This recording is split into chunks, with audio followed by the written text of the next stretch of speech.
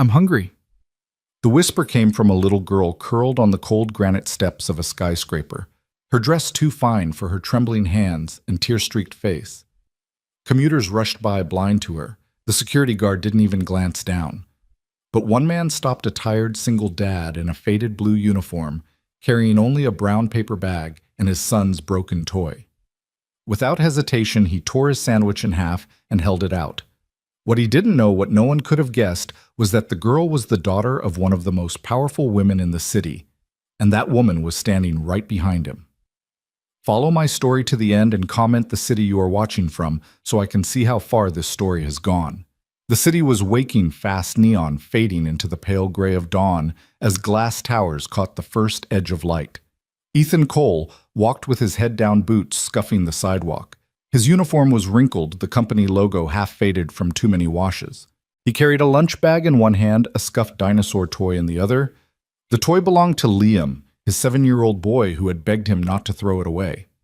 Ethan's nights were short. Between late janitorial shifts and Liam's asthmatic coughs, sleep rarely lasted more than 3 hours. His mornings started with instant coffee gone cold before the mug was half empty. Still, he pushed forward. One job led to another, and at least he could keep a roof above their heads. That had to be enough. But that morning, as he neared the towering steel and glass building where he worked, something stopped him. On the broad stone steps sat a girl small, maybe 6 years old, in a neat white dress with ribbons that looked like they cost more than his rent. Her knees were pulled up to her chest. Her face was streaked with tears, and she stared down at the pavement like she wanted to vanish into it. No one slowed. A businessman in a navy suit brushed past, muttering into his phone. A pair of women in heels glanced briefly, then turned away. Even the building's security guard shifted uncomfortably, then looked elsewhere. Ethan paused, shifting his weight, knowing he was already cutting it close to being late. One more write-up, and his supervisor would toss him out without hesitation. But there was something in the girl's eyes when she finally looked up, a raw, quiet panic that tore at him. He walked over slowly, crouching down to her level. His voice softened the way he always spoke when Liam was scared. "Hey, kiddo, you all right?" The girl shook her head quickly, curls bouncing against her cheeks. Then, barely audible, she whispered, "I'm hungry." Ethan blinked. That was it. Just 2 words, fragile and small, and they cut deeper than any reprimand his boss could throw at him. He looked at the bag in his hand. Inside was one sandwich, squashed from being shoved into the bag, nothing fancy. Just turkey cheese and bread he'd bought with clipped coupons. It was meant to last him through the day, the only meal he'd likely get until late that night, when Liam would insist he take the bigger half of whatever dinner they shared. But looking at the girl, Ethan knew the choice wasn't really a choice. He sat down beside her on the steps, ignoring the odd looks from passers-by. Slowly, he pulled out the sandwich, unwrapped the wax paper, and tore it in half with his calloused hands. He held out the larger piece. "It's not much," he said, his voice quiet but steady, "but it's fresh. And right now I think you need it more than me." For a moment, the girl just stared wide-eyed and wary, as though she'd never seen a stranger do something without expecting anything in return. Then, with trembling fingers, she took it. She bit down quickly, almost desperately, as if afraid it would vanish. Ethan offered a small, tired smile. "There you go. Better?"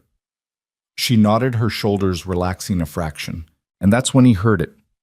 The sharp slam of a car door behind him, followed by the rhythmic click of heels on concrete. He turned sandwich still in hand and froze. A tall woman strode forward, her figure commanding even at a distance.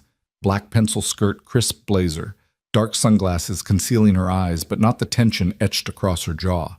Her gaze locked on the girl. "Sophie," the woman's voice rang out firm and controlled. "What are you doing?" The girl.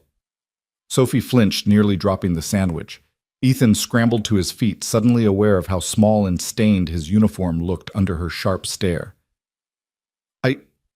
I just found her here," he stammered, holding his hands up slightly. "She looked upset, and I thought—" The woman cut him off with a lift of her hand. She removed her sunglasses, revealing eyes that flickered with something softer when they landed on her daughter. Then they hardened again as they shifted back to Ethan.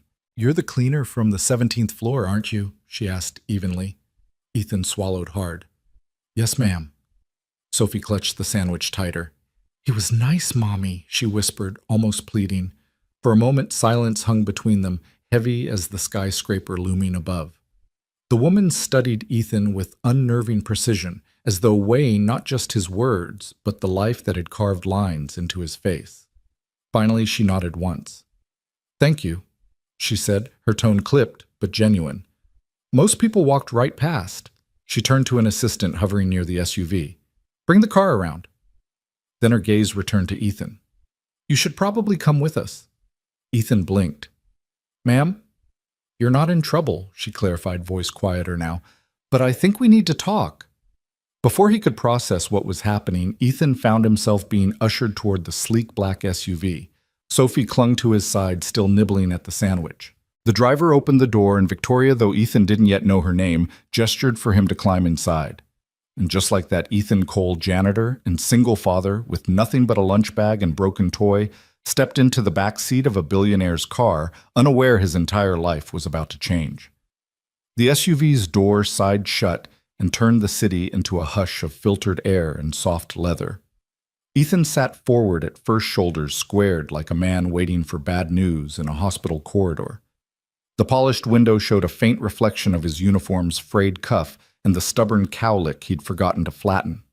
Beside him, Sophie held her half-eaten sandwich as carefully as a bird taking shy bites, and watching him as if fear were a storm that had just passed.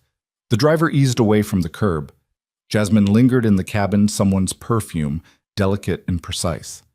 An assistant in the front passenger seat held a tablet without looking back, the woman across from him.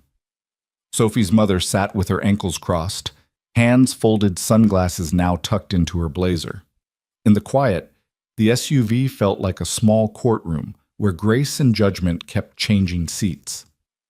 "My name is Victoria Hale," she said, voice steady, eyes sharper than her tone.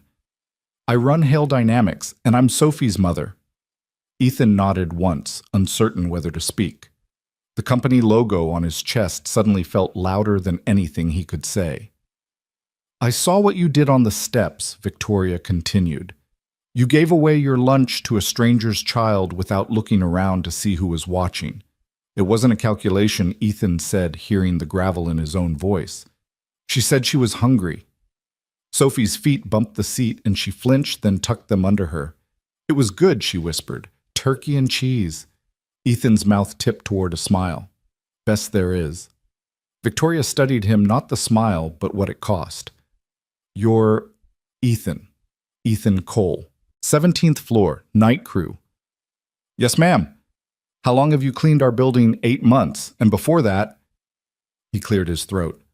"Before that, I fixed things that broke. Engines, steel that had forgotten how to behave." He held up the scuffed plastic T-Rex, the tail snapped off and taped back. "I still fix things, I guess." "Mechanic?" she asked. "Since I was 19. He paused. "Till the world got complicated." Outside the avenue unfurled buses exhaling at corners, a woman jogging with a golden retriever, a food cart steaming on a side street. The city mocked and comforted in the same breath. Ethan let the rhythm of the tires buy him a second. "My boy Liam. He's 7, he said. Asthma's been worse this year. Nights are long. His inhaler ran out once while I was between checks. That's not a story I tell twice." He swallowed. "So I took a second shift wherever I could. Someone from your facilities team offered night. I said yes before he finished the sentence." "Where is Liam now?" Victoria asked. "At school. Miss Albright's class. He keeps a drawing of a brontosaurus in his backpack because he thinks it'll make the math less mean." Sophie perked. "I like brontosauruses. They have long necks so they can reach clouds." He nodded solemnly. "Also so they can see trouble before it sees them." The assistant in front glanced down at her tablet again. Victoria's gaze floated to the dinosaur, then to Ethan's hands, scarred knuckles, oil shadows that never fully leave. And Liam's mother, she asked the question gentle and unwelcome at once. Ethan looked at the seam where leather met door. Her name was Rachel.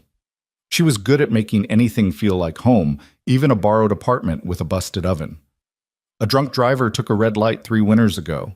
He blinked once, not trusting more. Some days the world is a glass you can't stop from slipping. Sophie stared at her knees, the sandwich paused midair.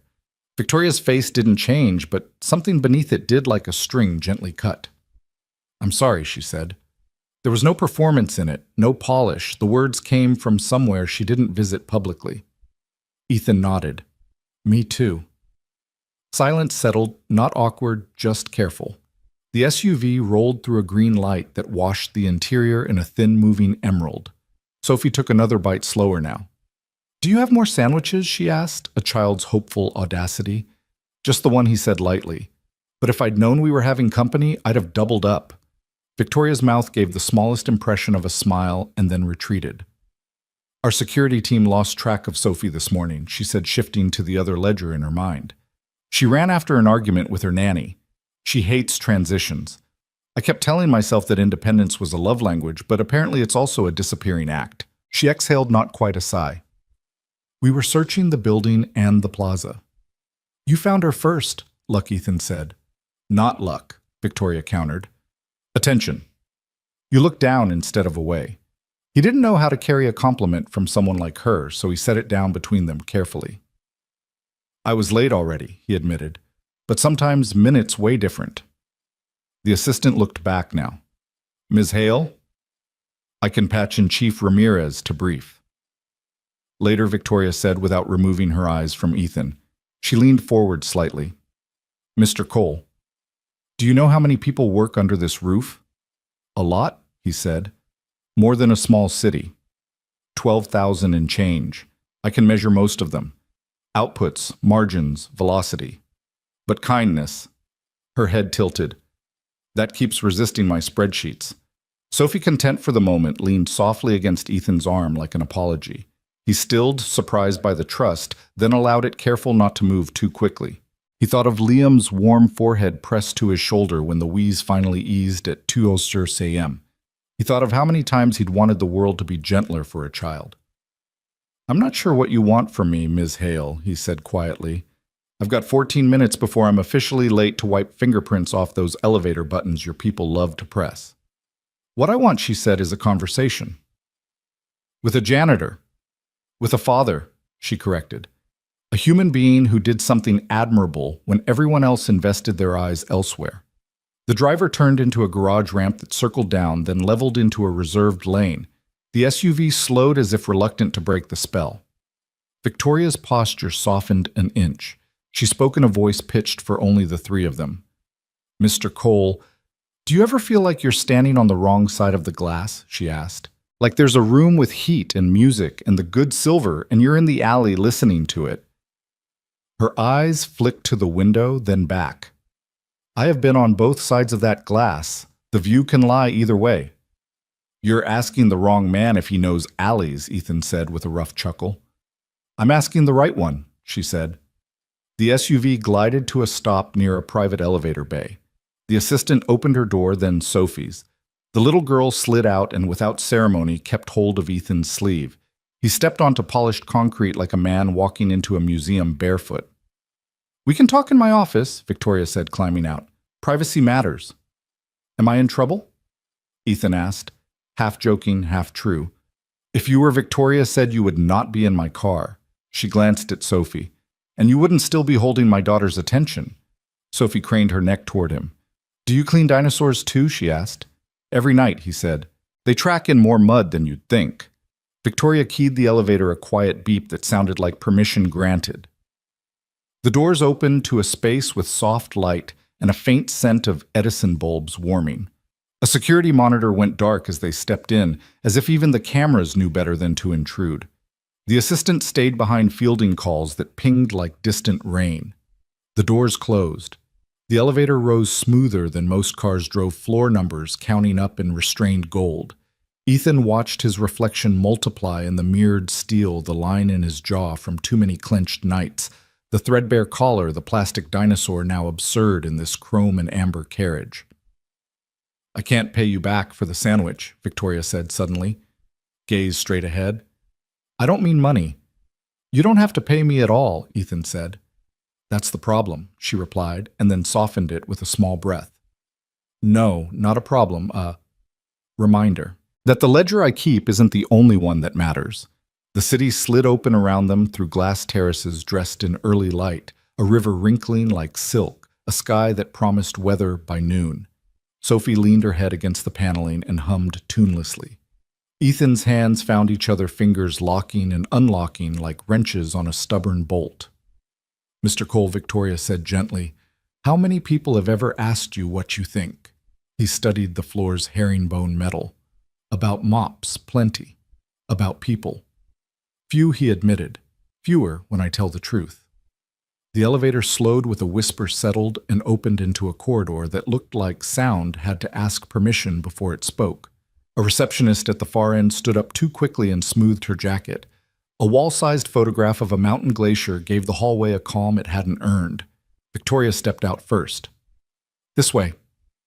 Ethan followed, hearing the soft thud of his boots try to behave. Sophie's shoes squeaked, and she giggled a small rebellion against all that glass. They passed doors marked with names like Constellations, Legal Strategy, Investor Relations, each a quiet galaxy with its own gravity. Past the wide glass of a conference room, a handful of executives glanced up, curiosity flashing like minnows. Victoria palmed her office door open. The room unfurled in blonde wood and daylight restrained and exact. A single white orchid sat in a pot the color of melted smoke. On a side table, a framed photo caught Ethan's attention. Sophie, as a toddler on a beach, hair wild, a woman beside her laughing in a way Victoria did not laugh now. "Please," Victoria said, gesturing to a chair before the desk. "Sit." Ethan hesitated, then sank onto leather that felt like it would keep his secrets if asked. Sophie wandered to the window and pressed her nose briefly to the glass, staring at ants that were cars far below. Victoria remained standing, as if still deciding how to take her own measure. "What I need," she said, "is perspective. I spend my days surrounded by people who speak numbers like a first language. I admire it. But sometimes we forget that numbers measure heat after the fire." She tilted her head. "You look before the flame. You notice who shivers." "I notice because I've been cold," he said. Her eyes acknowledged that truth. "Would you—" She paused, regrouped. "Would you consider telling me what you see here? Not the marble or the views or the brand names, but the people. I won't promise I'll like what you say." A thin smile. "But I promise I'll listen." He exhaled slowly, a man easing off a jack. "I'm not a consultant," he said. "Good," she answered. "Consultants tell me what sounds good in rooms like this. I want what survives the elevator ride." Sophie drifted back, clutching the crust of the sandwich like treasure. "Can Mr. Ethan stay?" she asked, urgent with the logic of children. For a bit, Victoria said, then looked to Ethan. "If he wants." He did not know how long a bit would be measured in a room like this. He only knew that choices like this were small doors that opened to long hallways. He thought of Liam's Lego Brontosaurus waiting on a chipped windowsill, of the inhaler on the counter of the secondhand backpack with a zipper that snagged. "I'll tell you what I see," he said finally, "if you can accept that it comes with oil on it." "I prefer the truth when it stains," Victoria said. In the corridor, footsteps approached, purposeful, clipped the cadence of someone who believed the hallway belonged to him. The door opened without a knock, and a man with a silver tie and a face trained to neutral stepped in. "Victoria," he said, not bothering with Ms. Hale. "I heard you were back," and his gaze landed on Ethan, slid down to the uniform, then back up a quick calculation. "We have the quarterly pre-brief in 10. "This is Mr. Cole," Victoria said. "He's with me." The man's smile held. "Marcus Kane," he said, offering a hand he didn't expect to be taken. "COO." His eyes flicked to Sophie, to the sandwich, to the dinosaur. A triangle of anomalies. "Everything." "All right, everything's changing," Victoria replied. Marcus's smile thinned by a degree only insiders notice. "Is that wise?" "We'll decide," she said. "You have 10 minutes. Use 9. She nodded toward the door. He left on a glide that made no sound and still managed an echo. Ethan looked at the hand Victoria placed on the desk, steady as a gavel. She met his eyes, and for the first time since the steps allowed something like hope into the room. "Start at the beginning," she said. He did. And by the time he finished describing what fear feels like in a hallway, and how a good idea dies when interrupting becomes a sport, The clock on the wall had already surrendered its 10 minutes and begged for more. Outside, the city brightened, unaware that inside something much braver than an agenda was assembling. When she finally spoke again, Victoria didn't ask for a report or a deck. She said, "Walk with me," as if the next door led to a different kind of day. The hallway outside Victoria's office buzzed with restrained tension, like a violin string pulled too tight. Ethan followed her, Sophie trotting at his side, still holding the crust of the sandwich, as if it were a ticket to something larger. Every set of eyes they passed in the executive wing seemed to ask the same silent question. "What is he doing here?" Victoria ignored them all. Her stride was decisive, the click of her heels echoing off glass and marble. Ethan had to lengthen his steps to keep up his boots muffled against the carpet in ways they never were on the linoleum of the 17th floor. Sophie clutched his sleeve with her small fingers, anchoring him in a world that felt too sharp, too polished. They entered a private conference room, sleek table walls lined with screens displaying charts and graphs. A young assistant looked startled to see Ethan, but quickly busied herself with a laptop. Victoria waved her out. When the door closed, the silence pressed in. Victoria faced Ethan directly. Her eyes were darker without the shield of her sunglasses, filled with calculation and something more human beneath. "Mr. Cole," she began, "what you did this morning was not ordinary." Ethan shifted uneasily. "It was a sandwich, ma'am. Half of one." "Exactly," she said. "You gave away what little you had without hesitation. That tells me more than any resume ever could." She crossed her arms. "Tell me about your son." Ethan's throat tightened. He glanced at Sophie, who looked up at him expectantly, waiting for him to speak. "Liam," he said quietly. 7 years old.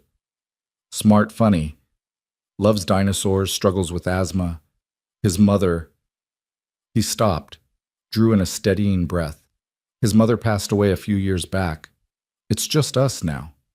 Sophie's eyes softened as if she understood more than most children her age. She reached into her small pocket and pulled out a folded crayon drawing. It was smudged, creased, but she handed it to Ethan with solemnity. "This is for Liam," she said. "It's a brontosaurus. Tell him it can watch the clouds for him." Ethan blinked hard, caught off guard by the gesture. He accepted the paper carefully as if it were made of glass. "Thank you, Sophie. He'll love this." Victoria's expression flickered. For a moment, the rigid CEO softened into a mother watching her daughter connect in a way that money could never purchase. She cleared her throat. "Mr. Cole, I run a company that employs thousands. I see numbers, projections, charts, but what I rarely see is someone willing to act without agenda." "You did." Ethan gave a half smile. "I wasn't trying to make a statement, Ms. Hale. Just a kid was hungry. And that's exactly why it matters," she replied. The door opened without a knock. Marcus Kane stepped in again, his tie flawless, his tone polished. "Victoria, the board is waiting on our projections." "We should." His eyes landed on Ethan. He frowned. "Why is the janitor here?" Victoria's gaze sharpened. "Marcus, meet Ethan Cole. He'll be working with us in a new capacity." Marcus blinked, incredulous. "New capacity?" "Yes," she said evenly. "Consultant for internal culture development." Ethan's mouth dropped open. "Excuse me," what Marcus laughed once, cold and humorless. "You can't be serious. He scrubs toilets." And yet Victoria countered, "He saw my daughter when no one else did. He acted when others ignored her. That is precisely the kind of perspective this company needs." Ethan shook his head. "Ms. Hale, with respect, I don't know anything about consulting. I fix things, clean things. That's it." Victoria looked at him unwavering. "Exactly. You'll see what others miss because you don't live behind polished glass. You'll shadow departments, observe, give me honest feedback." "Starting salary $65,000. Health coverage included for you and your son." Ethan froze. The number didn't sound real. 65,000 health coverage for Liam. He swallowed hard, searching for words. "Why me?" he finally asked. Victoria's voice lowered. "Because, Mr. Cole, kindness is rare. And right now it may be the only thing that can save this company." Sophie tugged at his sleeve again. "Please stay," she whispered. Ethan looked down at her, then back at Victoria. His life had been a long series of closed doors. This felt like one creaking open. Still, he hesitated. I don't want charity.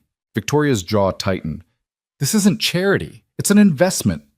From the corner, Marcus seethed silently. His fists tightened at his sides, but he said nothing. For now. Ethan exhaled slowly, the weight of choice heavy on his chest. All right, he said finally. I'll try. Victoria allowed herself the faintest smile. Good, then let's begin. And with that, Ethan Cole's single-father janitor bearer of sandwiches took his first step into a world he never thought he'd enter, a world of power money and scrutiny. What he didn't know yet was that kindness, the very thing that opened the door, would also make him enemies. The next morning, Ethan stood at the base of the skyscraper, staring up at its mirrored surface, as if it were daring him to enter.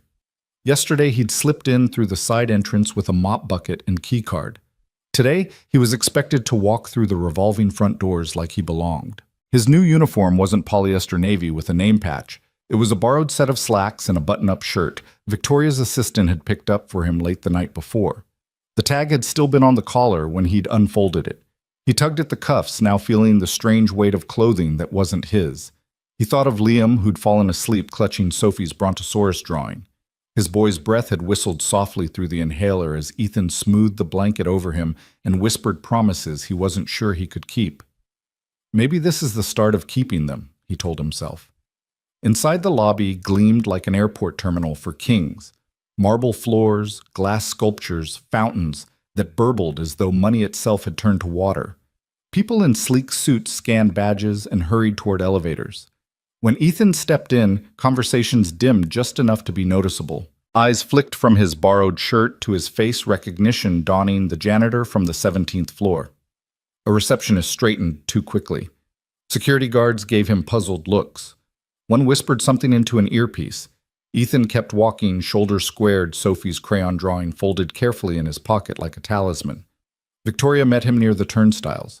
Today she wore a steel-gray dress and carried herself with a calm that made silence follow her. Mr. Cole, she greeted as though they had been colleagues for years. Ready? As I'll ever be, Ethan muttered. Beside her stood Marcus Kane, the COO, his expression carefully neutral. Only his eyes betrayed his irritation. He extended a hand Ethan didn't want to shake. Mr. Cole Marcus said smoothly, "Welcome back." Ethan clasped it briefly. Marcus's grip was strong, too strong, the kind of handshake meant to remind you who the building belonged to. Ethan will shadow various departments this week, Victoria announced. Observe, take notes. Provide me with his insights. Marcus's jaw flexed. Of course, he said. Shall we start him in marketing? Yes, Victoria replied and turned to Ethan. Listen more than you speak. Write down what you notice. Don't worry about strategy. I want humanity, not jargon. He nodded, clutching the small notebook she had handed him. Its leather cover looked out of place in his rough hands. The elevator doors opened. Ethan stepped inside with Marcus, who pressed the button for the 23rd floor. The ride was silent, except for the faint hum of machinery. Marcus glanced at Ethan's reflection in the mirrored walls. You know, Marcus said casually, Victoria has never made a decision like this. Bringing in someone without credentials. No degree, no training. It's unusual. I didn't ask for it, Ethan replied evenly. Marcus's smile was thin. That's the problem. The doors slid open to the marketing floor where rows of desks hummed with the glow of laptops and the low murmur of collaboration. A woman with a pixie cut stood to greet them. Mr. Cole Wright, I'm Bella Creative Director. She shook his hand warmly, her bracelets jingling. Welcome. The team stared curiously, waiting for Marcus to explain. He'll be observing, Marcus announced flatly. Carry on? But they didn't carry on, not really. Ethan felt the weight of their stares as he found a seat in the corner with his notebook. He watched as Bella guided a team through a campaign proposal, her ideas cut off mid-sentence by an overeager junior manager. He noticed how 3 designers shared one fried brain between them, juggling impossible deadlines with tired smiles. An intern spoke once only to be ignored completely. Ethan's pen scratched quietly. Ideas die when no one listens. Fear louder than creativity. Intern invisible. Bella second-guesses self. At lunch, employees gathered in small clusters. Ethan sat at the edge of the room, pulling out his paper bag. This time there were 2 sandwiches inside he'd made an extra that morning. He ate one slowly, setting the second aside with the crayon drawing folded beneath it. Sophie's words echoed, "Tell Liam the Brontosaurus can watch the clouds for him." Someone whispered nearby, "That's the janitor, right?" Another voice, "Yeah. What's he doing here?" Ethan didn't look up. He wrote in his notebook instead. Respect earned by title fades fastest. Respect earned by kindness stays longer. When the workday ended, he rode the elevator down with Marcus again. The COO tapped away at his tablet, pretending Ethan didn't exist. Ethan glanced at his reflection in the polished steel. He barely recognized the man staring back, shirt-pressed notebook in hand, stepping out of the shadows and into something uncertain. At the lobby, Victoria waited. "First day?" she asked. Ethan hesitated. "Your company's smart," he said slowly, "but scared. People walk on eggshells." Her eyes sharpened. "Good. That's what I need you to tell me." Marcus frowned but said nothing. And as Ethan left the building that evening, the city lights flickering awake, he couldn't shake the feeling that he'd just stepped onto a road with no map and no way back. The next morning, Ethan arrived early, notebook tucked into the pocket of his borrowed slacks. His nerves hummed, but beneath them was something sturdier, a quiet determination. Liam's wheezy breathing had kept him up half the night, yet when Ethan left the apartment, his son had stirred just long enough to mumble, "Go fix things, Dad." The words clung to him like armor. On the 23rd floor, the marketing team was already gathered around a whiteboard scrawled with half-finished slogans. Coffee cups cluttered the table. Bella, the creative director with the pixie cut, looked harried but determined. Ethan slipped quietly into a chair along the wall, pen poised. He didn't speak. He just watched. One by one, the team pitched ideas for the upcoming product launch. A junior associate named Kyle tried to contribute, his voice tentative. Before he could finish, another manager cut him off.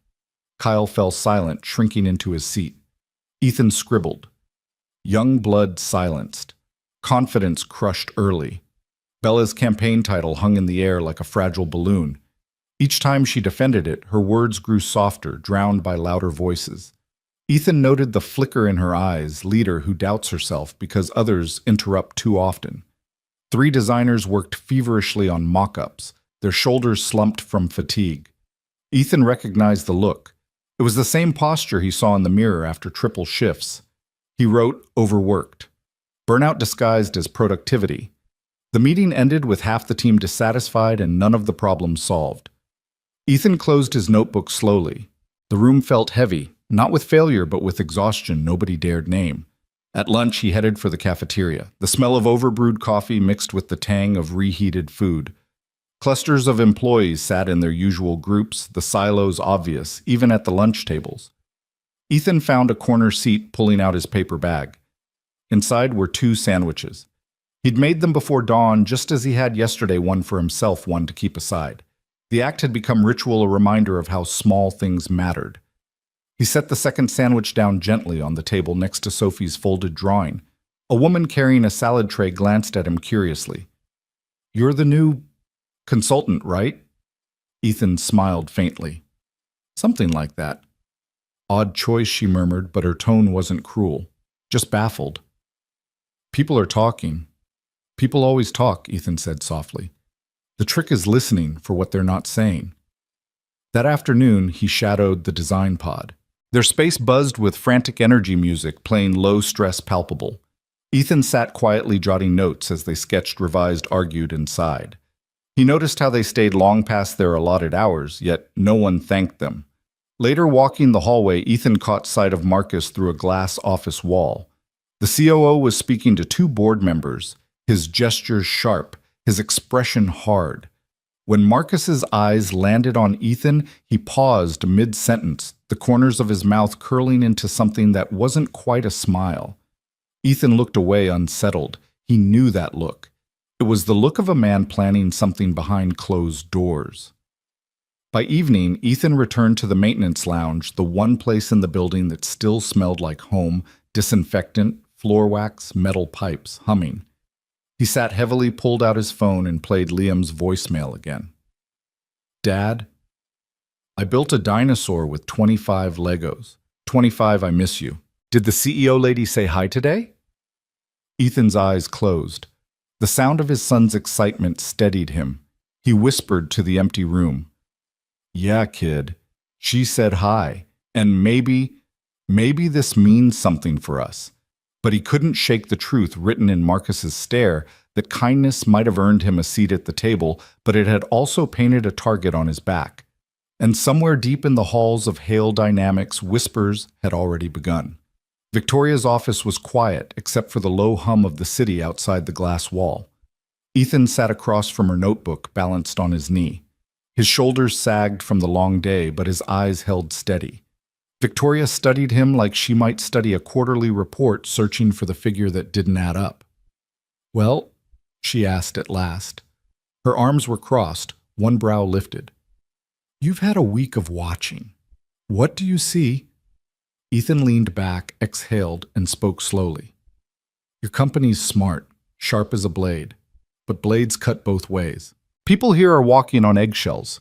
They don't hate the work, they're terrified of slipping. Every word feels like it's measured. They're not loyal, they're just surviving. Her lips pressed thin. She turned toward the window, the city sprawled below in ribbons of traffic and neon. You're not wrong, she murmured. Ethan hesitated, then continued. It's not the deadlines or the stress. It's fear. They're afraid that one mistake means they're done. That's no way to build anything that lasts. Victoria turned back, her expression unreadable. You speak like you've run a company. He gave a soft, tired laugh. I've run nights with a sick kid and no insurance. Doesn't teach you margins, but it teaches you people. Her gaze softened almost imperceptibly.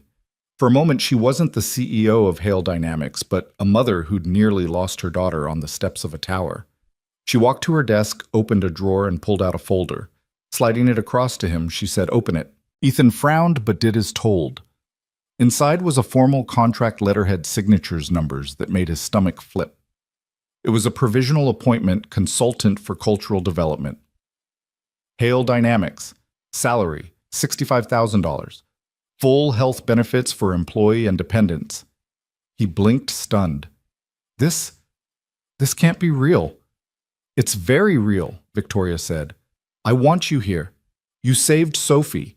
You gave her kindness when she was scared. And you've already seen truths most people here can't or won't. Ethan shook his head, overwhelmed. Ms. Hale, I'm a janitor. I don't belong in rooms like this. She stepped closer, her voice calm but unyielding. Mr. Cole belonging isn't a title. It's what you bring. And you've brought something we've been missing, humanity. He looked down at the contract again, his throat tight.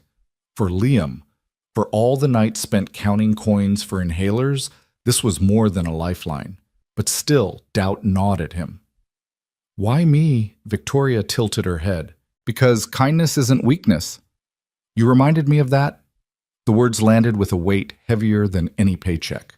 At that moment, the office door cracked open. Sophie peeked in, clutching a new crayon drawing. Her curls were loose, her cheeks flushed from running down the hall. She skipped inside, ignoring protocol, and thrust the paper toward Ethan. On it, she had drawn 3 stick figures sitting on a park bench, Sophie, Ethan, and a smaller boy with a dinosaur in his hand. Above them, in crooked letters, she had written, family. Ethan's throat closed. He blinked hard, willing his eyes not to betray him. Victoria reached for the drawing, but Sophie shook her head and pressed it firmly into Ethan's hands. It's yours, she said.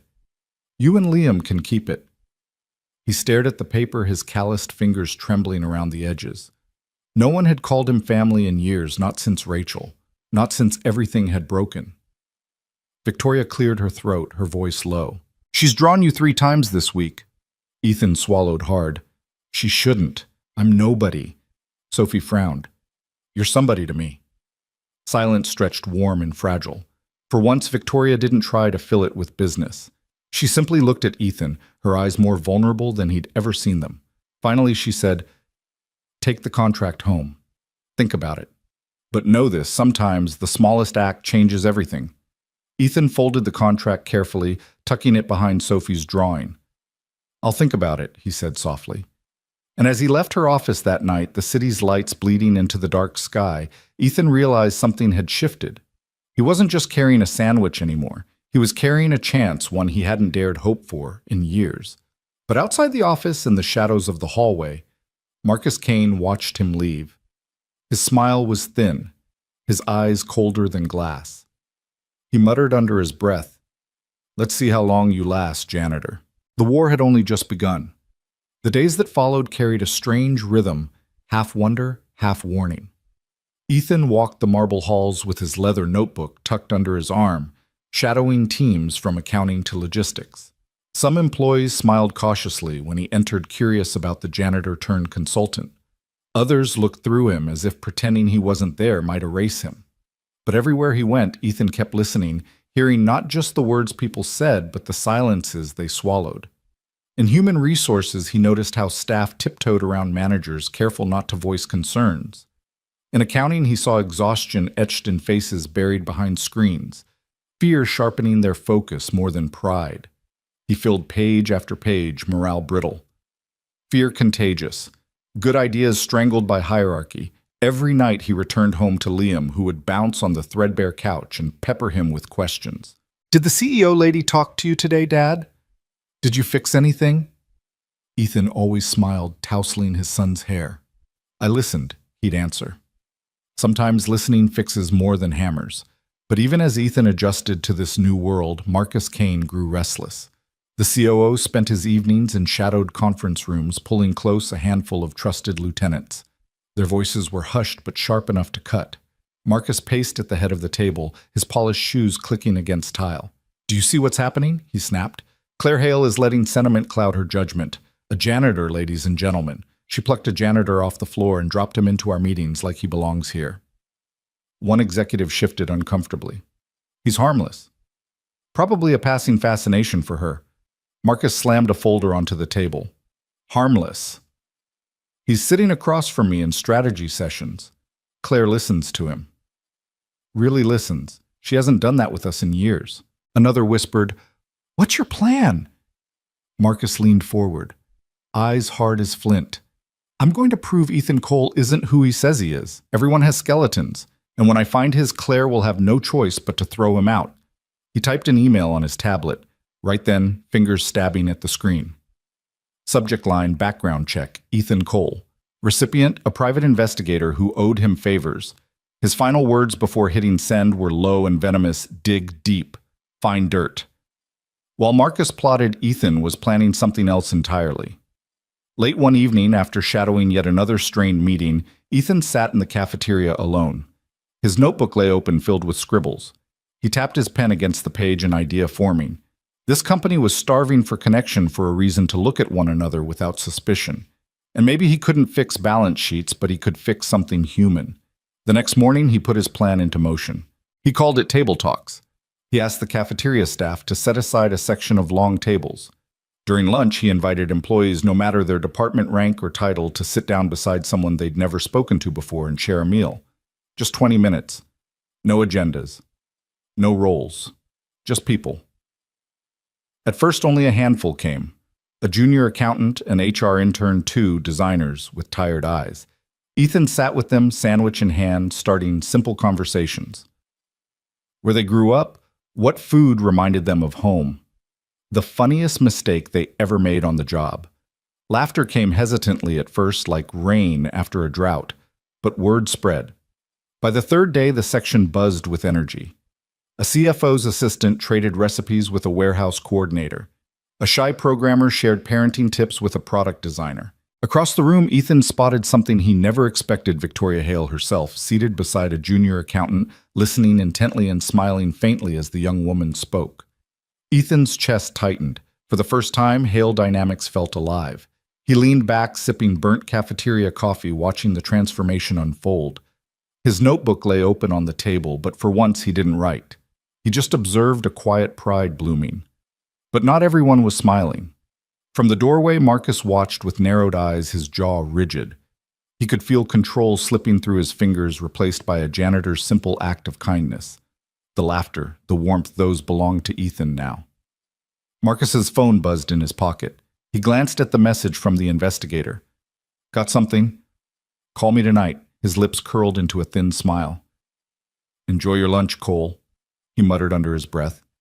It'll be your last as a hero. By noon the following day, the cafeteria was louder than Ethan had ever heard it. Conversations overlapped, laughter spilled between tables, and strangers leaned toward one another with the ease of old friends. Table Talk's the sign Ethan had scrawled in marker on a piece of poster board sat taped to the wall, crooked but proud. He lingered at the edge, coffee in hand, watching it all. Employees from finance sat beside engineers. A receptionist swapped stories with a product manager. Kyle, the timid junior associate from marketing, was telling a joke, and people were actually laughing with him, not over him. Ethan caught himself smiling. This was what he'd wanted to see people remembering, that work didn't have to mean fear. It could mean connection. Across the room, Victoria Hale sat at a table with two entry-level analysts. Her blazer was still immaculate, her posture precise, but there was something softer in her expression. When one of the analysts nervously explained an idea, Victoria listened. Really listened, and then said words no one thought she was capable of. You're doing a great job. The analyst's eyes widened as though they'd been handed gold. Around them, whispers spread. If Victoria Hale could say that, maybe the culture truly was changing. Ethan ducked his head, not wanting credit. He sipped the coffee, burnt and bitter, but it tasted like hope. And then the storm hit. The cafeteria doors slammed open. Marcus Kane strode in, silver tie, sharp file folder clutched in his hand. His voice cut through the chatter like a blade. Cole, he barked. The room fell silent. Forks paused halfway to mouths, conversations froze. Ethan set down his cup slowly and turned. Marcus held up the file. We need to talk. Now. Victoria rose instantly, her chair scraping against the floor. Marcus? She snapped. Not here. But Marcus ignored her, his eyes locked on Ethan. I ran a background check, he announced loudly, his words echoing off tile and glass. And guess what? Our janitor turned consultant forgot to disclose a few things. A ripple went through the room. Ethan stood still, his hands resting loosely at his sides. His jaw tightened, but he didn't flinch. Marcus flipped open the folder dramatically. Multiple job losses. A DUI from a decade ago. Dropped out of community college. And yet here you are whispering in the CEO's ear as if you belong at this table. Gasps and murmurs spread. Ethan could feel every eye burning into him.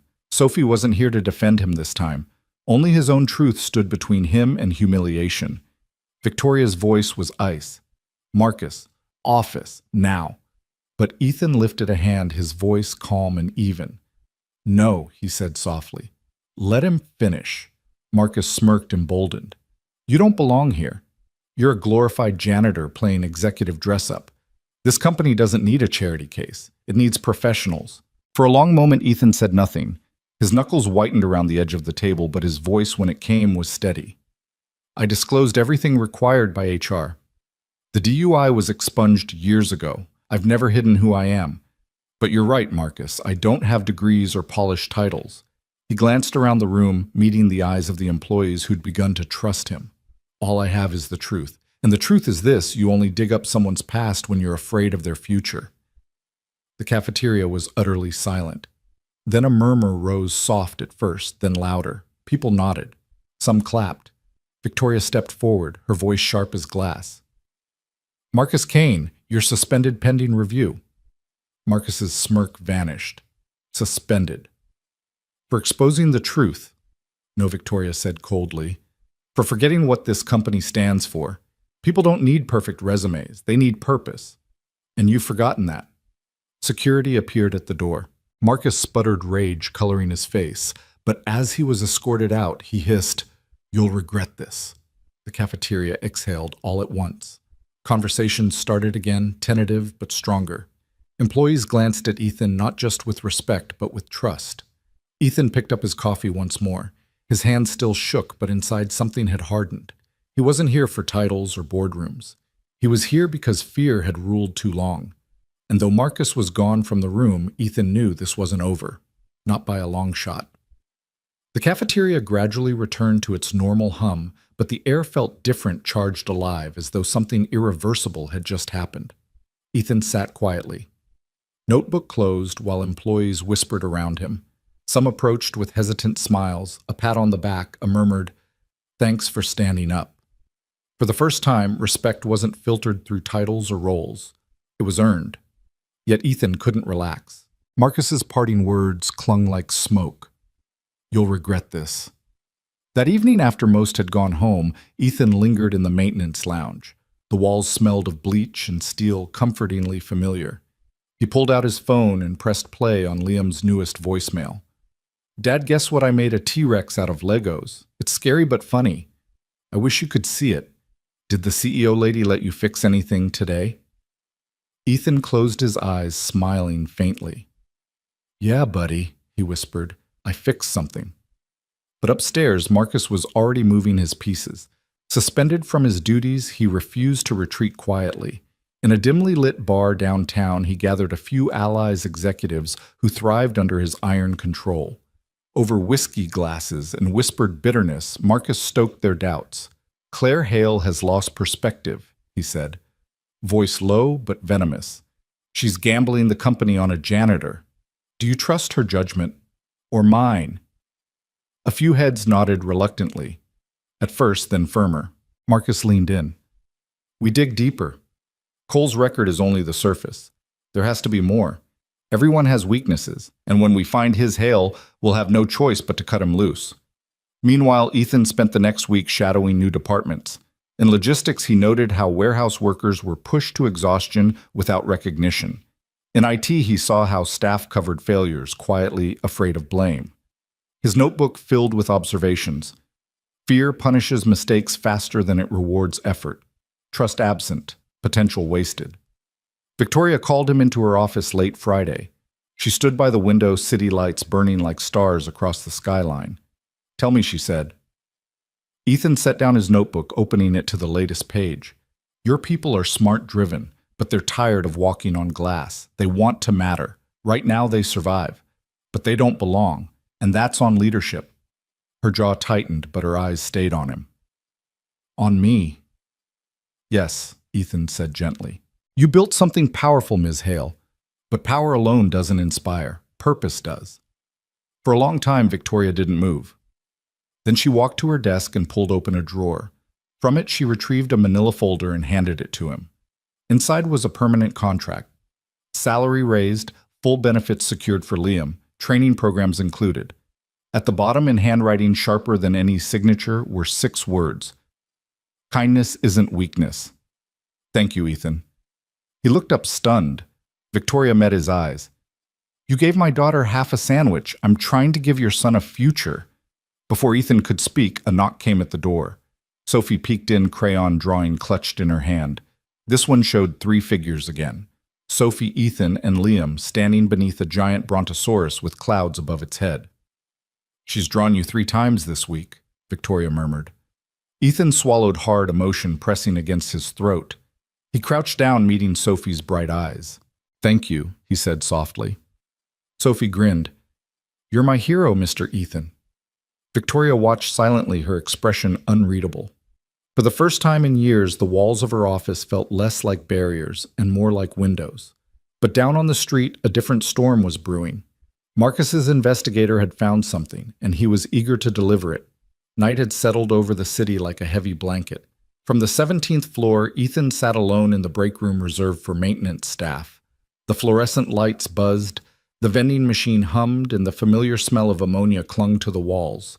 Despite the chaos of the past week, this room felt like neutral ground where he could breathe without eyes following him. On the table lay the contract Victoria had given him.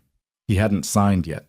His fingers traced the bold lettering of his name, Ethan Cole, Consultant for Cultural Development. It felt surreal. One signature and Liam's future would change. No more inhalers rationed, no more wondering if he'd make rent. Stability, something he hadn't dared to dream of. His phone buzzed. A voicemail from Liam. He pressed play. "Dad. Miss Albright said I read better than last week. I told her it's because you always make me sound out the hard words. Oh, and my brontosaurus drawing is guarding your sandwich, so you don't forget to eat. I love you." Ethan smiled, eyes stinging. "Love you too, kid." he whispered into the quiet. He didn't hear the door at first. A shadow fell across the floor tiles. Victoria stood there, jacket draped over her arm. She looked less like a CEO now and more like a mother at the end of a long day, tired but holding herself together. "You work late," Ethan said softly. She stepped inside, lowering her voice. "So do you." For a moment, neither spoke. The hum of the vending machine filled the silence. Finally, Victoria leaned against the table opposite him. "I owe you honesty," she said. "I built this company with Wall's strict rules, fear if necessary. It worked. Profits soared. But it cost me more than I realized. Even Sophie, she's grown up surrounded by people who obey, not care." Ethan met her eyes. "Fear gets results, but it doesn't build trust." Her lips quirked faintly. "You sound like my conscience." He chuckled. "Not sure you want a janitor for that." "I might," she said quietly. The words hung between them, heavier than contracts, heavier than titles. Victoria's gaze shifted toward the contract on the table.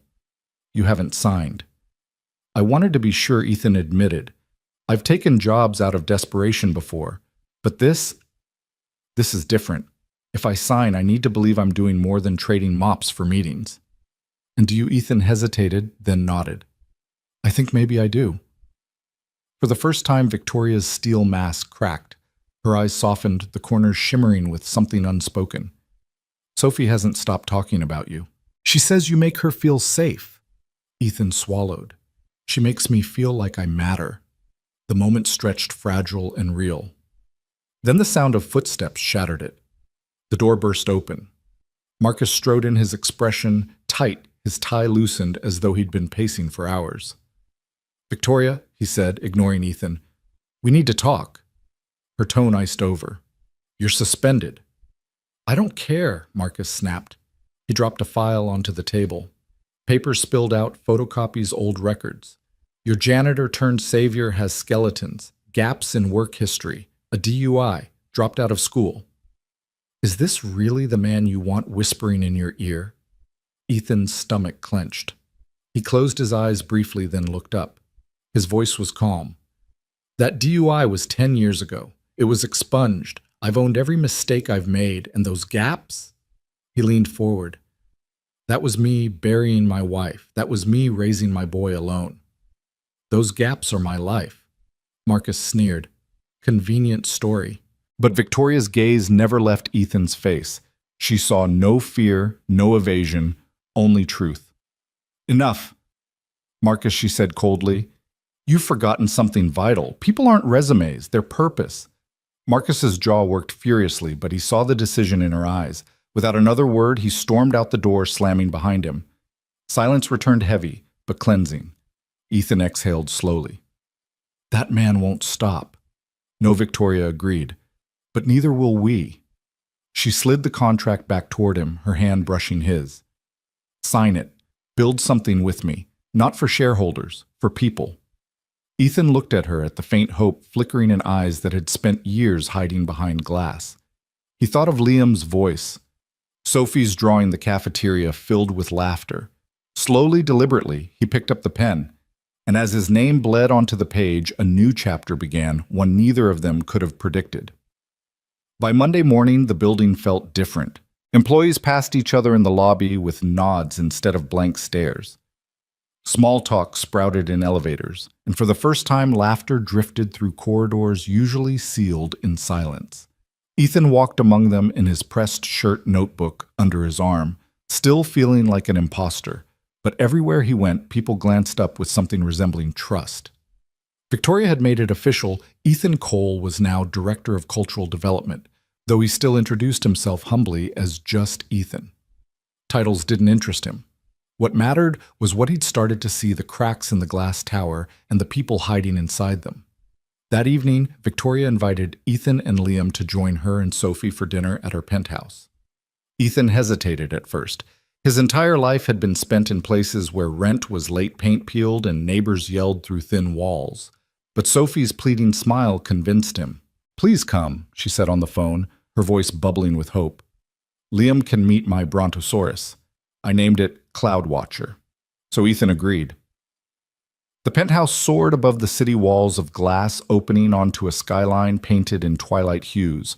When the elevator doors parted, Liam clutched his father's hand tightly, his eyes wide as saucers. "Dad," he whispered, "this place is taller than the dinosaurs." Sophie darted forward, squealing, "You must be Liam." She grabbed his hand and tugged him toward a living room bigger than their entire apartment. There, on a rug patterned with constellations, sat a brontosaurus plush nearly as tall as the children. Liam's face lit up. For the first time in months, Ethan saw his boy forget about wheezing lungs and homework battles. Victoria watched from the doorway, her posture less rigid than usual. She carried a tray of lemon water and smiled faintly as the children collapsed in giggles over the plush dinosaur. Ethan stood awkwardly, hands in his pockets. "Thank you for this," he said quietly. Victoria tilted her head. "I should be thanking you." Sophie hasn't laughed like that in a long time. Dinner was a strange blend of worlds. Victoria's dining table gleamed under chandelier light, each place setting, precise the meal plated by a chef who vanished discreetly afterward. But Liam, unused to silver cutlery, asked if he could just eat with his fork and fingers. Ethan started to apologize, but Victoria waved it off. "Comfort is more important than protocol," she said gently. As the children devoured dessert, Victoria leaned closer to Ethan. "You're doing more than shifting culture, you know. You're showing Sophie what trust looks like." "And me." Ethan lowered his eyes, uncomfortable with praise. "I'm just trying to be the man my son thinks I am." Victoria studied him for a moment, then smiled faintly. "Maybe that's the only kind worth being." For a brief evening, walls fell away. Sophie and Liam played hide-and-seek in the hallways, laughter echoing like bells. Victoria and Ethan sat on the balcony, the city glittering beneath them. They didn't talk about contracts or culture. They talked about loss, Rachel, the wife Ethan had buried. Victoria's late husband taken too soon by illness. Grief bridged the space between them, but so did resilience. Yet not all was quiet. While they laughed softly over the children's antics, Marcus Kane was hard at work in the shadows. Banished from his duties, he had not been idle. He dug deeper into Ethan's past, desperate to find a crack wide enough to break him. That night, Marcus received a call from his investigator. The voice on the line was smug. "I found something. Not illegal, but damaging. Records of eviction notices, medical debts, times when Cole couldn't pay bills. He's been hiding struggle his whole life. Present that to the board and he'll look like instability wrapped in rags." Marcus smiled coldly. "Perfect. Tomorrow we remind Victoria Hale that empires don't run on sympathy." Back at the penthouse, Ethan tucked Liam into a guest bed softer than anything he'd ever slept on. Sophie pressed a crayon drawing into his hand before she went to bed, a sketch of their two families sitting at the same table smiling. "Good night, Mr. Ethan," she whispered. "Don't go away." Ethan looked at the drawing long after the children had fallen asleep. Something stirred in his chest, a fragile hope he hadn't felt in years. But downstairs, beyond the glass walls and soft rugs, a storm was already gathering, one that would test whether kindness alone could withstand power, sharpened into a blade. Morning light spilled across the glass tower, gilding its edges in gold. From the outside, Hale Dynamics looked invincible steel glass and wealth stacked 100 stories high. But inside, cracks were spreading like hairline fractures in ice. Ethan arrived early, as he always did. He carried Liam's crayon drawing tucked into his notebook, its crooked lines a reminder of what mattered. As he walked through the lobby, employees nodded to him. A custodian gave him a quiet thumbs up. A junior analyst whispered, "Thanks for yesterday." Ethan felt both humbled and uneasy. Respect could turn as quickly as it came. Upstairs, Victoria summoned him to her office. She stood at the window, her silhouette outlined by the rising sun. "I need to show you something," she said, sliding a folder across the desk. Ethan opened it. Inside were spreadsheets, columns of numbers, expense reports, projections. But one detail stood out. Funds had been moved from internal development accounts to Shell's subsidiaries. The amounts were staggering. "This isn't just sloppy accounting," Victoria said grimly. "It's manipulation. Someone's been rerouting money, hiding losses." Ethan frowned, flipping through the pages. "Who has access?" "Marcus," she answered without hesitation, "and a handful of executives loyal to him. He's been careful, but not careful enough. You stumbled close to it with your notes about overworked staff and missing resources. I think he's been bleeding us from within to keep control."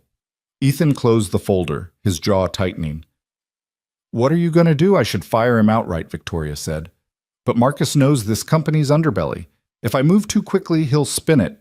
The board will believe him. They already think I've lost perspective because of you. Her eyes locked on his.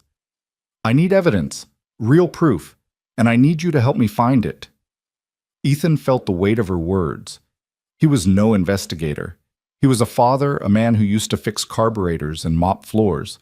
Yet somehow he had become the hinge on which an empire turned. Why me? He asked quietly. Because Marcus underestimates you, she said simply. That's your advantage. Ethan thought of Liam of Sophie's plea not to leave. He nodded slowly. All right, let's do it. That night, Ethan stayed late, combing through files in the maintenance lounge where few would notice him. He traced missing funds, followed digital breadcrumbs. His calloused fingers smudged ink as he scribbled in his notebook, Marcus moving money into personal shells, using staff fear to cover gaps. The deeper he dug, the angrier he grew. People were burning themselves out while Marcus lined his pockets. Near midnight, Ethan found what he needed, a transfer request Marcus had signed personally disguised as consulting expenses. Ethan stared at the page heat rising in his chest. This was the proof Victoria needed. But in that same moment, Marcus was moving too. In a quiet downtown office, Marcus sat with his investigator reviewing a different folder, Ethan's history. Not crimes, not scandals, just scars. Eviction notices, medical debt, past due bills. The kind of paper trail poverty leaves behind. Not illegal, the investigator admitted, but it paints him as unstable, reckless, unfit for the position Hale's given him. Marcus smirked. Perfect. Tomorrow, I'll put this in front of the board. They won't see a hero. They'll see a liability. Back at the skyscraper, Ethan leaned back in his chair, exhaustion tugging at his eyes. He picked up Liam's crayon drawing, tracing the crooked smiles with his thumb. I'm doing this for you, kid, he whispered. For us. He didn't realize Marcus was already sharpening the knife. The following morning broke with restless skies, clouds hanging low. The city wrapped in a gray hush. Ethan felt that weight as he stepped off the bus, his notebook tucked under his arm. He carried the evidence against Marcus, ready to hand it to Victoria, but he also carried the gnawing sense that the fight wasn't going to end with numbers on a page. When he entered the building, the atmosphere was off. Conversations hushed as he passed. Eyes followed him longer than usual. By the time he reached the executive floor, he understood why. Marcus had beaten him to the punch. The boardroom was packed when Ethan arrived, members gathered around the long glass table, murmurs sharp as knives. At the head stood Marcus Kane, his silver tie gleaming, his expression controlled triumph. A file lay open before him, pages fanned like evidence in a trial. Victoria sat rigid in her chair, lips pressed tight, eyes stormy but silent. Marcus gestured broadly. Ladies and gentlemen, before we hand over our culture, our reputation to an outsider with no qualifications, perhaps you should know who he really is. He held up a page. Ethan recognized it instantly. Eviction notices, past due bills, medical debt. A history written in overdue envelopes and broken promises. This, Marcus said smoothly, is Ethan Cole, a man who has stumbled from job to job, unable to keep his finances straight, unable to support his own family. Do you really believe this is who should advise us on culture? Do you want the future of Hale Dynamics shaped by instability? Murmurs rose, sharp and judgmental. Some board members frowned at Ethan with suspicion. Ethan stepped forward slowly, his hands at his sides. He looked at Marcus, then at the board. His voice was quiet but steady. He's not lying. Those are real. I've been evicted. I've been broke. I've stared at medical bills, wondering which ones I could pay and which ones would have to wait. I've lost jobs, lost sleep, and I've made mistakes. He paused, letting the silence settle. But I'm not ashamed, because every line on those papers is the story of a man who kept going. I buried my wife after a drunk driver took her from me. I raised my son alone through nights when his asthma nearly stole his breath, and I worked every job that would take me, no matter how hard, to keep him alive. He looked around the room, meeting each pair of eyes. Yes, I've failed, but those failures taught me more about people than any degree or title. They taught me that what people need isn't perfection, it's purpose. And that's something you can't buy with a resume. For a long moment, the room was silent. Then a soft voice broke it. He's right. All heads turned. Sophie had slipped quietly into the boardroom, a folded piece of paper clutched in her small hands. She walked to Ethan and pressed it into his palm. He opened it slowly. A drawing him holding a sandwich standing between two stick-figure children. Above them in shaky letters, "You're my hero, Mr. Ethan." Sophie looked up, her voice clear despite its tremble. "He gave me food when I was hungry. He makes me feel safe." "Isn't that what heroes do?" The board shifted uncomfortably. Some averted their eyes. Others softened. Victoria rose, her chair scraping against the floor. Her voice was firm. "Marcus, this stops now. You've forgotten what leadership means. It isn't about spotless records. It's about courage, about the willingness to see people not just numbers." Marcus's face darkened. "You're ruining this company for sentiment." "No," Victoria snapped. "You nearly ruined it by bleeding us dry." Gasps rippled through the room. Ethan stepped forward, placing the folder of evidence he'd uncovered onto the table. "Marcus has been rerouting company funds into shell accounts. This isn't about me, it's about him." The board erupted, papers shuffled, voices rose. Marcus paled, then tried to recover. "This is fabrication signed by you," Ethan cut in, pointing to the transfer request with Marcus's own signature. Security entered the room at Victoria's nod. Marcus's bravado collapsed into fury.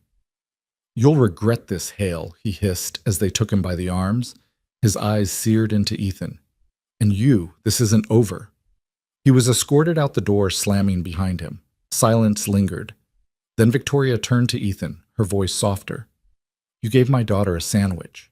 Today, you gave this company back its integrity. Thank you." Ethan looked at Sophie's drawing again, his throat tight. He wasn't sure about integrity or heroism or even belonging. All he knew was that he'd faced the storm and hadn't run this time.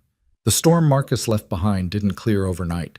It lingered in whispered doubts and the cautious glances of executives who wondered whether Victoria Hale had staked too much on one man's decency. Though Marcus was escorted out, his words still echoed in board members' ears. "Do you really trust him with your future?" The board convened an emergency session the following week. Victoria faced them alone.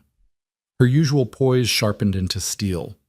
Ethan sat quietly at the back notebook, balanced on his knee, though the room felt like a courtroom, and he the defendant. "We are not here." Victoria began to debate resumes or polished records. "We are here to decide what kind of company we want to be." One board member, a man with silver hair and a voice like gravel, leaned forward. "We cannot build an empire on sentiment. Investors demand results, not sob stories." Victoria's gaze was cold. "Then perhaps you've forgotten results are built on people. And when people are driven by fear, they give the minimum.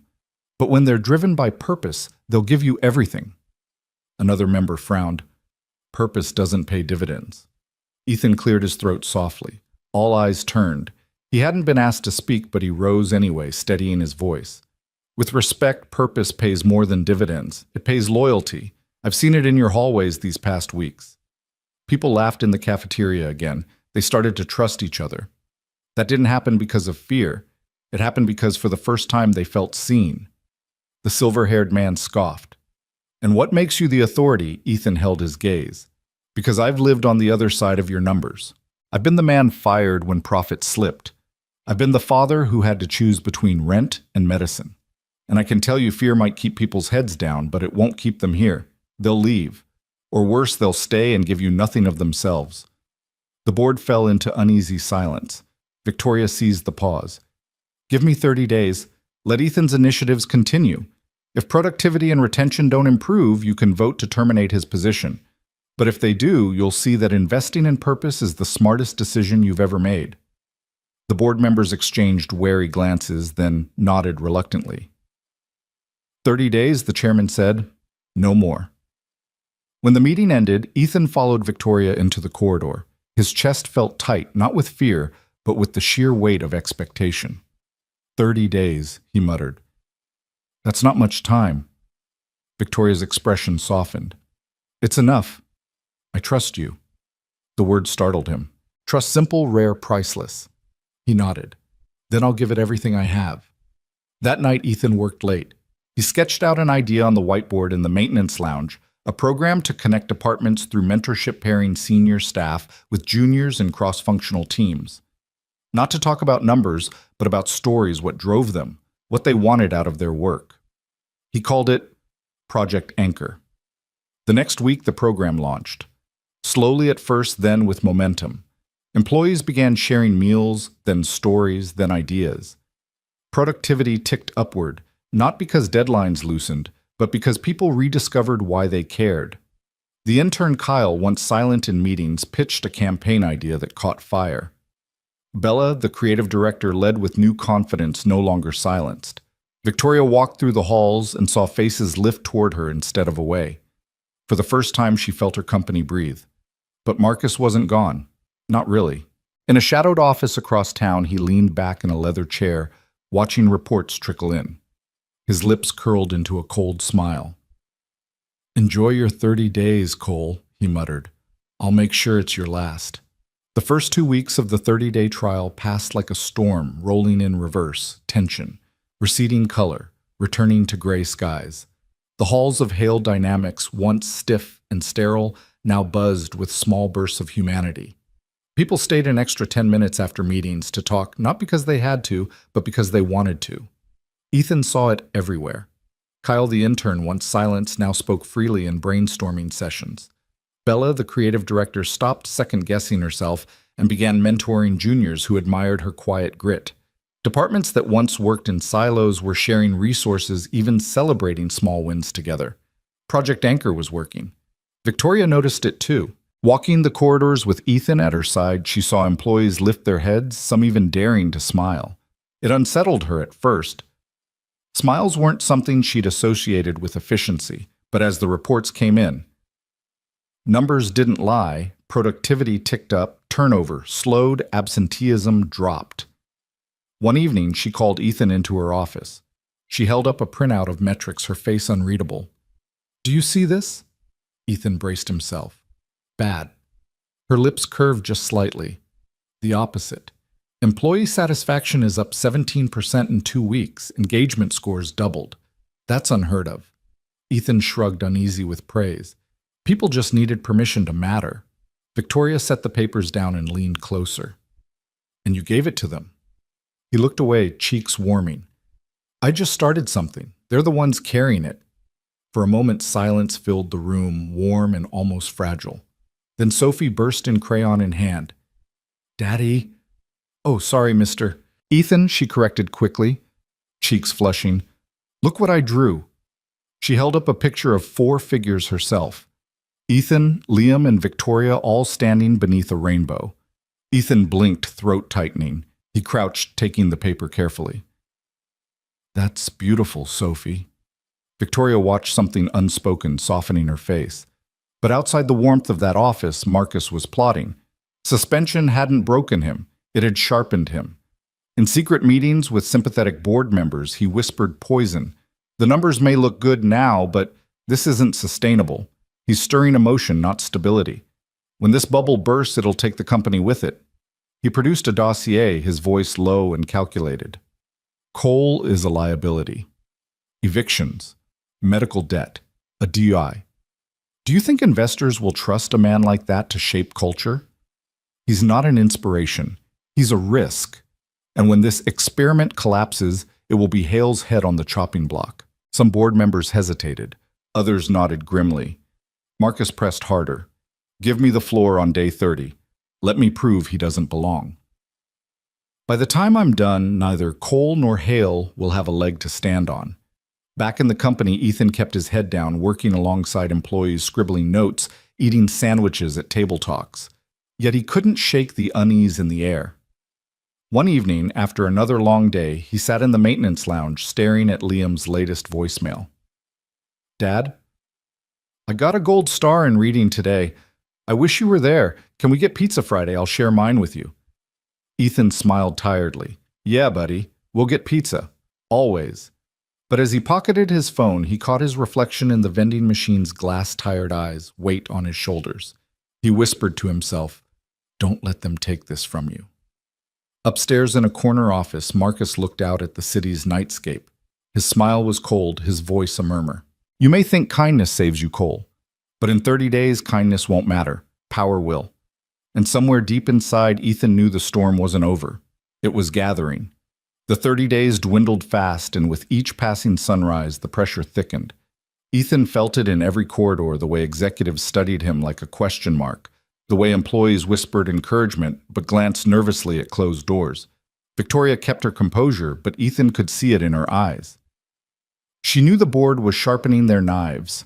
The day of reckoning arrived with a chill rain streaking down the tower's windows. Ethan was summoned to the top floor, where the board convened in their grand chamber, a room lined with mahogany and portraits of past leaders glaring down like judges from another century. Marcus was already there. Though suspended, he'd managed to charm his way back into the room, armed with a stack of papers and that same silver tie. His smile was razor thin. The chairman cleared his throat. We are here to assess whether this cultural initiative has merit. Mr. Kane has evidence to present. Mr. Cole, you may respond. Marcus rose smoothly. Ladies and gentlemen, I warned you, this company cannot be guided by sentimentality. And today I'll show you why. He clicked a remote and the screens lit up with charts and graphs. At first they looked damning short-term metrics. Marcus twisted to imply decline. Then came photos of eviction notices, red-stamped bills, even an image of Ethan's rusted apartment door. This is your so-called director of culture, Marcus said, voice dripping with disdain. A man who can't even manage his own life. Do you expect him to manage the soul of Hale Dynamics investors will laugh us out of the market? The board murmured some nodding. Marcus pressed harder. And this supposed improvement in morale temporary. Manufactured. When the bubble bursts, the damage will be irreversible. Are you willing to gamble billions on a janitor's pity project? He sat smug, certain of his victory. Ethan rose slowly, clutching his notebook. His voice was quiet, almost fragile, but it carried. Marcus is right about one thing. I've been broke. I've been evicted. I failed more times than I can count. He paused, letting the weight settle. But those failures taught me more about people than any title. They taught me that fear makes people small. Purpose makes them great. He flipped open his notebook, sliding forward sheets of testimony, handwritten notes from employees who had joined Project Anchor. Stories of interns finding their voices, designers rediscovering creativity, managers learning to listen. This isn't theory. This is your people. They are not surviving anymore. They are beginning to belong. The board studied the papers, voices hushed. Marcus leapt up, waving his hand dismissively. A few feel-good anecdotes. You can't run a corporation on crayon drawings and cafeteria laughter. At that, Victoria rose. Her voice sliced through the noise. Enough! The room fell silent. She stepped forward, her gaze locked on Marcus. You accuse me of sentiment, Marcus, but I accuse you of sabotage. She lifted a folder Ethan had given her. Here are the transfer requests you signed, funds rerouted into your shell companies. Embezzlement plain and simple. Gasps echoed around the chamber. Marcus paled. That's fabrication? Signed by your hand, Victoria shot back, slamming the page onto the table. The board erupted in chaos, members demanding explanations, security already moving. Marcus' sputtered face blotched with rage. He pointed at Ethan, his last weapon. This is his doing. He set me up. Ethan shook his head calmly. No, Marcus, you set yourself up. I just stopped looking away. Security gripped Marcus's arms. He thrashed once, then sagged. His voice dropped to a hiss as they dragged him toward the door. This isn't over, Cole. You don't belong here. And when this all burns down, you'll burn with it. The doors slammed shut behind him. Silence lingered like smoke. Then the chairman cleared his throat. Ms. Hale, what do you propose? Victoria straightened, her voice steady. That we stop building on fear, that we build on purpose, and that we trust the man who reminded us what that means. She turned to Ethan, her eyes softer. Director Cole, are you ready to lead? Ethan swallowed, overwhelmed, but nodded. For Liam, for Sophie, for everyone here. Yes. Applause rose, not thunderous but real. For the first time, Ethan felt not like an intruder, but like someone who belonged. Still, Marcus's words clung in the corners of his mind like shadows. This isn't over. The weeks following Marcus's removal unfolded like dawn after a storm. Slow, cautious, but brightening, Ethan signed the permanent contract, though his hands trembled when the ink bled across the page. Overnight, he became Director of Culture and Purpose, a title he never could have imagined when he first offered half a sandwich on the steps of the tower. His office was small compared to the corner suites, but it had a window, a desk free of stains, and enough space to pin Liam's drawings on the wall. The first one he hung was Sophie's crayon sketch of the three of them beneath a brontosaurus. The second was Liam's Lego dinosaur blueprint. They were his compass reminders that everything he was building here had to be real human. Employees began stopping by his office at first timidly. A warehouse coordinator came to thank him for launching Project Anchor. A shy programmer brought coffee and confessed that for the first time he didn't dread coming to work. Ethan listened to each one, jotting notes, promising nothing he couldn't deliver. But the respect in their eyes told him change was taking root. One afternoon, Victoria invited Ethan to join her in addressing the entire company.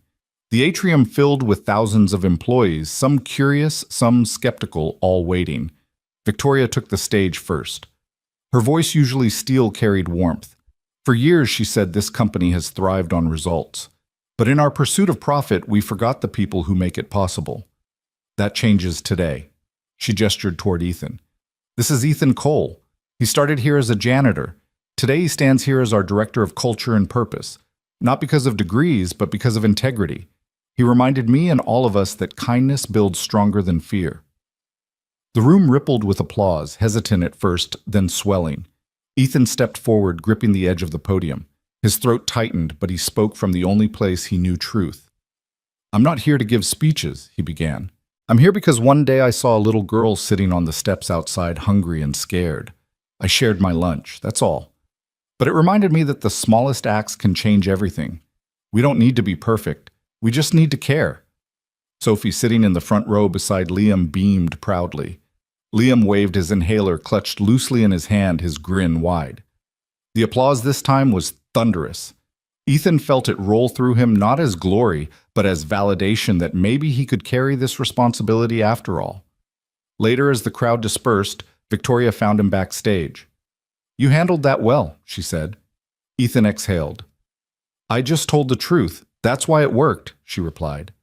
Her hand brushed his arm briefly, almost absent-mindedly, before she pulled it back. Don't forget this company follows your example now. Don't let that scare you. It does, he admitted. She allowed herself the faintest smile. Good. That means you'll lead with care. But in the quiet of his office that evening, when the building had emptied and only the city's lights glowed through the window, Ethan found himself staring at Sophie's drawing again. He traced the crooked rainbow, the uneven letters spelling family. His chest tightened. Was he becoming more than an employee to them? To Victoria. The thought both warmed and terrified him. Outside, unseen, Marcus sat in a dark sedan across the street, watching the tower blaze with light. His hands clenched the steering wheel, knuckles white. His voice was a whisper, lost in the hum of traffic. You think you've won, Cole. But shadows last longer than light. Ethan had no idea the fight wasn't over. It was only pausing. Spring arrived with a softness the city hadn't felt in years. For Ethan, the days were no longer counted in mop shifts or overdue bills. They were measured in the way Liam's cough grew lighter and Sophie's laughter echoing down glass hallways in the subtle warmth spreading through the company that once lived on fear. On a Saturday, Victoria invited Ethan and Liam to the park. The air smelled of budding trees and grilled hot dogs from street vendors. Families sprawled on blankets, kites swayed in the sky. Sophie ran ahead, tugging Liam toward the swings, their laughter trailing like music. Victoria set down a picnic basket, its contents far too elegant for paper plates, but she didn't care when Ethan unwrapped simple sandwiches he had brought along. They ate cross-legged on the grass, billionaire and janitor CEO and single dad boundaries dissolving into something gentler. You realize, Victoria said quietly, handing him a bottle of water, this all started with a sandwich. Ethan chuckled, shaking his head. Strange, isn't it? Half a sandwich for her and somehow a second chance for me. Not strange, she said, her voice softer now. Necessary. They sat in companionable silence, watching the children chase each other. Liam held Sophie's crayon in the air like a sword, and Sophie squealed with laughter. Ethan's gaze lingered. They look happy. They are, Victoria replied. She turned to him, her eyes unguarded. And so am I. You've reminded me of something I forgot a long time ago, that people aren't numbers to be managed, their lives to be honored. Ethan swallowed hard. I'm no hero. I'm just a dad trying to do right by his boy. Victoria smiled faintly. Sometimes that's the greatest heroism of all. The sun dipped lower, spilling gold across the park. Sophie ran back with Liam, both of them carrying a new crayon drawing. They thrust it into Ethan's lap. 4 figures stood beneath a rainbow: Ethan, Liam, Sophie, and Victoria. Above them, scrawled in shaky letters, was one word: family. Ethan blinked back, the sting in his eyes. He looked at Victoria. She didn't look away. For once, there were no walls, no boardrooms, just 2 parents and their children finding something like home. But as laughter rose around them, Ethan couldn't shake a quiet unease. In a city built on power, shadows always lurked at the edges. Somewhere out there, Marcus was waiting, his bitterness coiled like a storm. Still for now, Ethan let the moment breathe. He pressed the crayon drawing flat with his palm, smiled at the children, and whispered to Liam. Sometimes the smallest things turn into the biggest second chances, and in that fading light, hope felt real. Your thoughts will help us create meaningful stories. And if you want to hear more powerful healing stories like this, don't forget to subscribe to the channel, click the bell icon so you don't miss any new episodes. And most importantly, share this video with people who need a little hope today. Thank you so much for your time. We hear you, we listen to you, and we are honored to tell these stories for you.